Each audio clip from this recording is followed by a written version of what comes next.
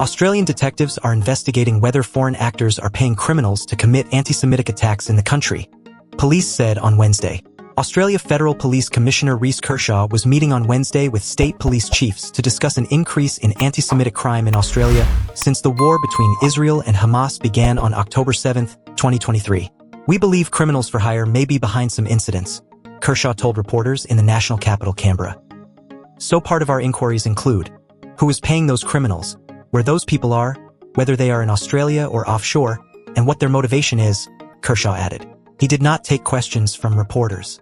Kershaw told federal and state government leaders on Tuesday, in a briefing on anti-Semitism, that detectives were investigating 15 serious allegations of anti-Semitic crime. "We are looking into whether overseas actors or individuals have paid local criminals in Australia to carry out some of these crimes in our suburbs," Kershaw said after Tuesday's meeting. "We are looking at if or how they have been paid, for example in cryptocurrency, which can take longer to identify," he added.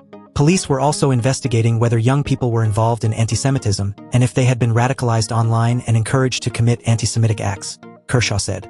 Prime Minister Anthony Albanese on Wednesday declined to comment on who might be paying for anti-Semitic crime in Australia.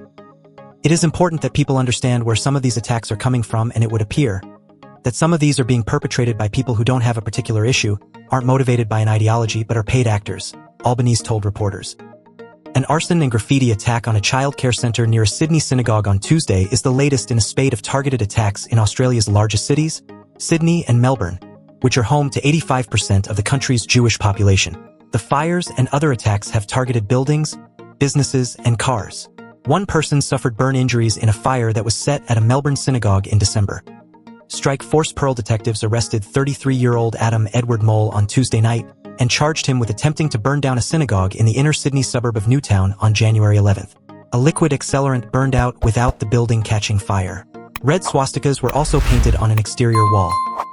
Mole was to appear in a Sydney court on multiple charges on Wednesday, but his case was adjourned until Thursday to allow time for him to instruct a lawyer.